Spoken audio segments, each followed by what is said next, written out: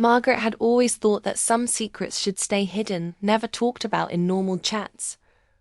But as she stood in her best friend's garden on that warm September evening watching 23-year-old Daniel carefully trim the rosebush, she wondered if some truths find a way to grow no matter what. The golden light of sunset highlighted his strong shoulders while he worked. And Margaret held her wine glass a bit too tight at 41. She had told herself that silly thoughts like this were for younger women, ones who hadn't been married for 18 years to a man who hardly looked up from his phone. "Any more, Mum asked me to finish these before the dinner party tomorrow," Daniel said, looking over his shoulder with that easy smile that reminded her so much of Sarah from their college days. "She said you'd be coming by to help with the arrangements." Margaret nodded, not fully trusting her voice. She had known Daniel since he was 5 years old, had watched him grow from a gap-toothed boy into this confident young man who somehow made her feel both like a mom and totally mixed up. When had he stopped being her friend's little boy and become this? "Your mother is lucky to have such a thoughtful son," she managed, setting down her glass on the garden table. "Oh, I'm surprised you're not out with friends on a Friday night." Daniel straightened, wiping his hands on his jeans. "Actually, I was hoping you'd be here tonight." The words hung in the air between them, like the evening mist starting to gather around the garden fountain. Margaret felt something flutter in her chest, dangerous and unwelcome. 3 months earlier, Margaret's marriage to Robert had hit what therapists call a rough patch. 20 years together, and somehow they had become strangers. Sharing the same address, he worked late every night at his architectural firm, claiming deadlines that never seemed to end. She taught her art classes at the community center and came home to empty rooms that echoed with all the conversations they weren't having. "You're overthinking everything," Maggie Sarah had said over lunch that day in June, using the nickname only she was allowed to use. "All marriages go through phases. Remember when Tom and I almost divorced over his midlife crisis motorcycle?" But Margaret knew this was different. Robert had stopped seeing her, really seeing her. She had become part of the furniture in their pristine suburban home, as predictable and unnoticed as the coffee maker that brewed his morning cup. It was around that time that Daniel had started coming around more often, fresh out of college with a degree in literature. He was working part-time at the local bookstore while figuring out his next step. Sarah worried about him constantly, the way mothers do when their children hover on the edge of true independence. "He's too sensitive for his own good," Sarah had confided. "Too romantic. He reads all that poetry and thinks life should be like some beautiful novel." Margaret had smiled at that, remembering her own idealistic 20s, but when Daniel started joining them for their weekly coffee dates, she began to understand what Sarah meant. He spoke about books the way other young men talked about sports, with passion and reverence. He noticed things, the way light fell across the cafe table, the melancholy in a passing stranger's eyes, the specific shade of blue in Margaret's favorite scarf. "You have artist's hands," he had said one afternoon watching her sketch the street scene outside the window. "They tell stories even when they're still." Robert hadn't noticed her hands in years. Now standing in Sarah's garden with the evening growing darker around them, Margaret felt the weight of those accumulated moments, the lingering glances, conversations that ran deeper than they should have. The way Daniel's presence had begun to feel like sunlight breaking through clouds. "What do you mean you were hoping I'd be here?" she asked, though part of her already knew the answer and was terrified by it. Daniel set down his gardening shears and turned to face her fully in the gathering dusk. His eyes looked almost black serious in a way that made him seem older than his 23 years. "I think you know," he said quietly. "I think you've known for weeks." Margaret's heart hammered against her ribs. This was Sarah's son, her friend's child. This was wrong on every level that mattered. And yet, "Daniel, I've been thinking about you," he interrupted, taking a step closer. "About us, about the way you look when you're really listening to someone, the way you tilt your head just slightly to the left, about how you're the only person who really hears what I'm saying when I talk about books or ideas or anything that matters." The reasonable part of Margaret's mind screamed, at her to stop this conversation, to make some excuse and leave immediately. But the woman who had been invisible for so long, who had forgotten what it felt like to be truly seen, remained rooted to the spot. "This is complicated," she whispered. "I know." Daniel's voice was steady, mature beyond his years. "I know about the complications. I know you're married. I know you're my mother's best friend. I know I'm supposed to be too young for you to take seriously."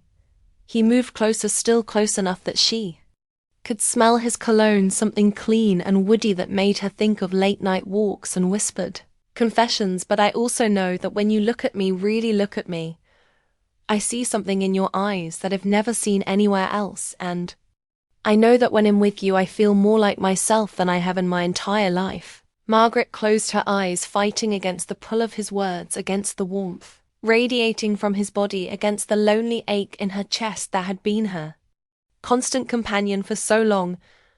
"Your mother doesn't have to know," Daniel said softly. "Not yet, not until we figure out what this is." When Margaret opened her eyes, he was so close. She could see the flecks of gold in his dark irises, could count the faint freckles across his nose that had been there since childhood, but somehow looked different, now part of a face that had become heartbreakingly dear to her. "I could be your mother," she said, the words coming out more breathless than she intended. "But you're not." His hand came up slowly, giving her time to pull away. When she didn't, his fingers brushed against her cheek with infinite gentleness. Margaret, you're the woman who understands why I can spend an hour discussing the symbolism in a single poem. You're the one who laughs at my terrible jokes about 19th century authors. You're the one who makes me want to be worthy of something beautiful." The touch of his hand against her skin sent electricity through every nerve ending. Margaret felt years of careful control, of being the responsible adult, the faithful wife, the dependable friend, begin to crumble. "This could ruin everything," she whispered, "or it could save us both." The sound of a car in the driveway broke the spell like cold water. They sprang apart, Margaret's heart pounding as headlights swept across the garden. Sarah's voice carried across the evening air, calling out a cheerful hello to her neighbor. "She's back early," Daniel said, his voice rough with the same emotion Margaret felt coursing through her own veins. Margaret smoothed her hair, picked up her wine glass with trembling fingers, tried to compose herself into the version of herself that Sarah expected to find. "Margaret, Daniel, are you two in the garden?" "Coming, Mom," Daniel called back, but his eyes remained locked on Margaret's face. In them she saw questions, promises, and a heat that made her knees weak. Sarah appeared at the garden gate, arms full of grocery bags, her familiar smile bright in the porch light that had just flickered on. "Perfect timing," she said, oblivious to the tension crackling between her son and her best friend. "I got everything we need for tomorrow's party, Margaret. You look flushed. Are you feeling all right?" "Just the wine," Margaret managed, lifting her glass as evidence, "and the warm evening." Sarah laughed, the sound so trusting and innocent that guilt crashed over Margaret like a wave. "Well, come inside, both of you. I want to show you the menu I've planned, and Daniel, you still need to move those chairs from the basement." As they walked toward the house, Daniel fell into step beside Margaret, their arms brushed, just barely, but the contact sent fire racing along her skin. When she glanced at him, he was looking straight ahead, but she caught the slight smile playing at the corners of his mouth, inside the familiar warmth of Sarah's kitchen, surrounded by the comfortable chaos of dinner preparation. Margaret tried to convince herself that what had happened in the garden was a momentary madness brought on by too much wine and too many lonely evenings, but every time Daniel moved through the room, reaching for plates in the high cupboard, laughing at one of his mother's stories, catching Margaret's eye across the kitchen island, she felt that same dangerous flutter in her chest. "I'm so glad you two get along so well," Sarah said as she arranged flowers in a vase. "Daniel doesn't warm up to people easily, but he's always been fond of you, Maggie." If only she knew how fond, Margaret thought, watching Daniel's hands as he sliced vegetables with the same careful precision he had used on the roses. Those hands that had touched her face with such tenderness, that had made her feel alive for the first time in years. He's easy to talk to, Margaret said carefully, very mature for his age, too mature sometimes. Sarah sighed. I worry he's going to let life pass him by waiting for some perfect romantic ideal that doesn't exist. Daniel looked up from his cutting board, his gaze finding Margaret's. Maybe it does exist. Quietly, maybe some people just have to wait a little longer to find it. The words hung in the air, innocent enough to Sarah's ears, but loaded with meaning that made Margaret's breath catch. She excused herself to use the bathroom, needing a moment to compose herself to think clearly without Daniel's presence clouding her judgment. In the mirror, she saw a woman who looked younger than she had in months. Her cheeks were flushed, her eyes bright with something that might have been hope or might have been haste. At 41, she was still attractive. She knew that objectively, but Robert's indifference had convinced her that those days were behind her, that she was sliding gracefully into middle age, with nothing more exciting ahead than garden clubs and book circles. Daniel made her feel like a woman again, not just a wife or a teacher or a friend, but a woman with desires and dreams and the right to be wanted. The question was, what was she going to do about it? When Margaret returned to the kitchen, she found Sarah and Daniel in quiet conversation by the window. They looked so much alike in profile, the same strong nose, the same expressive eyebrows, that her heart clenched with the impossibility of her situation. Everything all right? Sarah asked. Just talking about tomorrow's party. Sarah said, I was telling Daniel he should invite that nice girl from the bookstore. Emma, is it? She's just a friend, Mom, Daniel said. But his tone was patient rather than irritated. Besides, I'm not really looking to date anyone right now, but you're 23, Sarah protested. This is when you should be meeting people, falling in love, making those beautiful mistakes that become great stories later. Margaret saw Daniel's jaw tighten almost imperceptibly. I'm not interested in mistakes, he said quietly. When I fall in love, it's going to be with someone worth the wait. His eyes found Margaret's across the room, and the message was clear. She felt her face burn and turned quickly to help Sarah with the dishes, desperate for something to do with her hands. The rest of the evening passed in a blur of forced normalcy. They discussed menu plans and seating arrangements, laughed at Sarah's stories about her co-workers, made plans to meet early the next day to set up through it all. Margaret was hyper-aware of Daniel's presence, the sound of his laugh, the way he moved around the kitchen, the moments when their eyes met and held just a second too long when it was time to leave. Sarah hugged her goodbye at the front door. Thank you for coming by, she said. It means so much to have you here. You're like family. You know that the words were meant to be comforting, that they felt like tiny knives. Margaret hugged her friend back, breathing in the familiar scent of her perfume, wondering how she had become the kind of person who could stand in Sarah's kitchen and harbor such dangerous feelings for her son ill. See you tomorrow, Margaret said bright and early. She was almost to her car when she heard footsteps behind her. Daniel caught up with her in the driveway, slightly out of breath. Wait, he said, I need to say something. Margaret looked back toward the house, but Sarah had already gone inside. They were alone under the streetlights, the evening air still warm around them. Daniel, I know what you're thinking, he interrupted. You're thinking this is crazy. You're thinking about all the reasons why it can't work, why it shouldn't happen. You're thinking about my mother and your marriage and what people would say he was right. She was thinking about all of those things, but I need you to know, he continued, stepping closer, that what I feel for you isn't some childish infatuation. It's not because you're forbidden, or because you're older, or because in rebelling against something. It's because you see me, really see me, in a way that no one else ever has. Margaret felt tears prick at the corners of her eyes. Daniel, I love the way your mind works, he said urgently, as if afraid she would stop him before he could get the words out. I love how you can find beauty in things other people overlook. I love that you listen when I talk about books, like they actually matter. I love that you make me want to be the kind of man who deserves someone extraordinary. The word love hung between them like a bridge neither of them was Quite ready to cross you, don't understand, Margaret whispered you. Don't know what you're asking. I'm asking for a chance, Daniel said, simply just a chance to see where this goes. I'm not asking you to leave your husband tomorrow, or to hurt my mother, or to turn your whole life upside down. I'm just asking you not to. Pretend that what's happening between us isn't real. Margaret looked into his face, so young, so earnest, so full of hope, and felt something inside. Her chest crack open like an eggshell. For months, she had been sleepwalking through her life, going through the motions of being Robert's wife, Sarah's friend, the person everyone expected her to be. But standing here with Daniel, she felt awake in a way that was both thrilling and terrifying. If we do this, she said slowly, if we even explore what this might be, everything changes.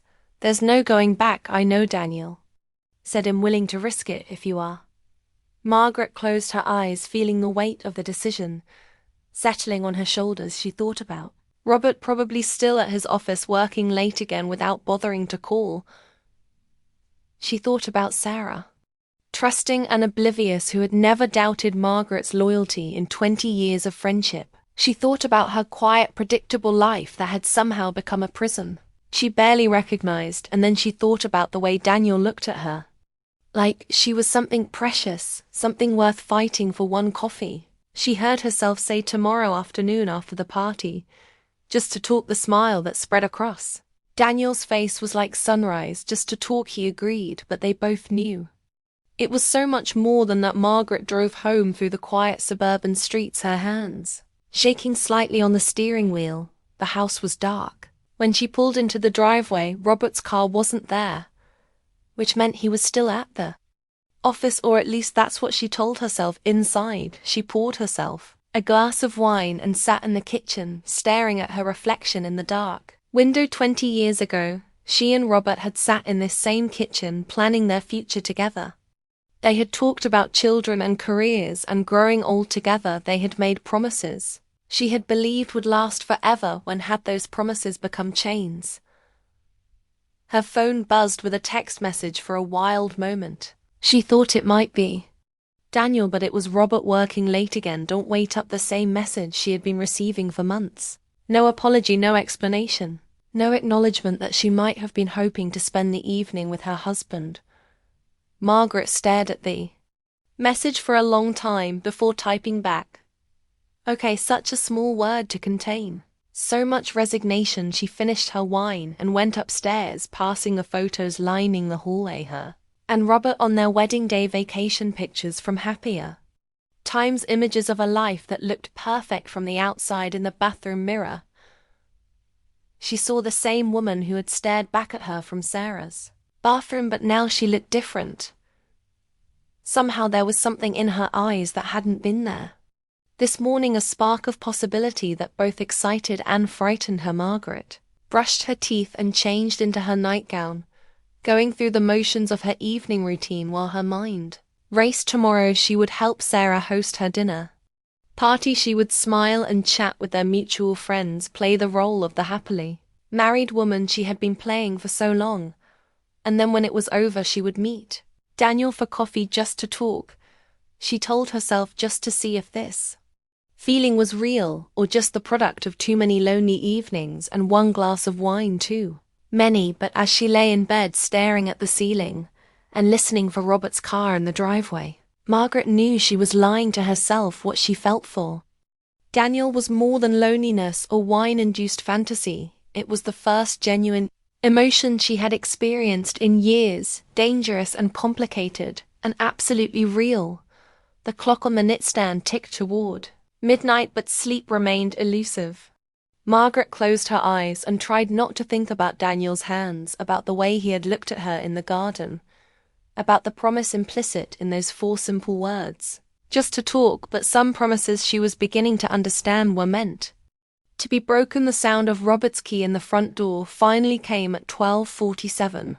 Margaret listened to his footsteps on the stairs, the quiet sounds of him getting ready for bed, the careful way he slipped under the covers so as not to wake her. "How was your evening?" he whispered, probably more out of habit than genuine interest. Fine, Margaret replied, her voice steady in the darkness. Sarah's party is tomorrow. Robert murmured, already half asleep. Don't forget. We have the Petersons' anniversary. Dinner next week, another social obligation. Another evening of polite conversation and practiced smiles. Margaret nodded in the dark, but for the first time she wondered if she would still be playing this role. Next week, next month, next year, as Robert's. Breathing deepened into sleep beside her. Margaret stared into the darkness and felt the first tremors of her life about to change forever tomorrow. After the party she would meet Daniel for coffee, just to talk, and everything would begin.